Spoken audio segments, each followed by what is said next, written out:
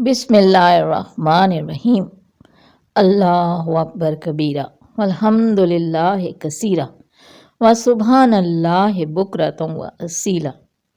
اللہم صلی علی سیدنا محمد وعلی آلہ وسلم۔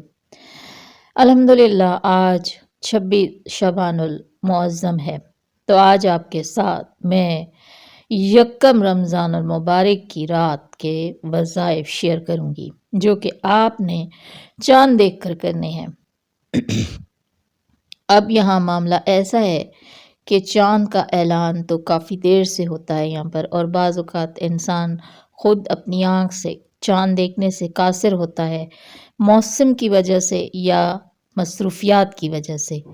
تو ایسا ہے کہ جب 29 شعبان المعظم کی دن پورا ہو جائے اور رات مغرب شروع ہو جائے، تو آپ جو دعائیں اور جو وظائف بتائے جائیں وہ ایک بار ضرور پڑھ لیں، کہ اگر وہی دن اور وہی اوقات شروع ہو گئے ہیں رمضان المبارک کے، تو آپ کا حرج نہ ہو۔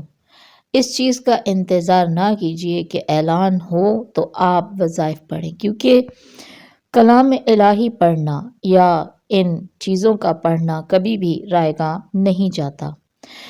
اگر اعلان ہو جائے تو الحمدللہ آپ نے اپنے وظائف پورے کر لیے، اور اگلا دن اگر ہے اور وہ پھر آپ کو موقع مل جائے گا کہ آپ دوبارہ سے وہ چیز رپیٹ کر لیں، اس میں کوئی حرج نہیں ہے۔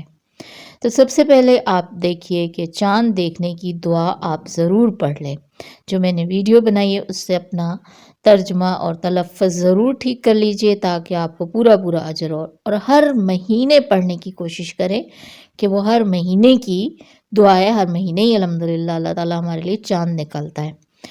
پہلی بات کہ آپ مغرب کی نماز پڑھیں، رمضان کی جو پہلی شب آ رہی ہے، تو پھر آپ اس کے بعد 21 مرتبہ سورہ قدر پڑھ لیں، کیونکہ یہ 21 مرتبہ سورہ قدر پڑھنا مغرب سے عشاء کے درمیان ہی ثابت ہے، اور اس کا رزق بہت تعلق جوڑا جاتا ہے۔ ویسے ہی اللہ تعالیٰ رمضان المبارک میں سب پر اپنی رحمتیں و برکتیں کرتے ہیں، تو 21 مرتبہ سورہ قدر آپ لازمی پڑھ لیں۔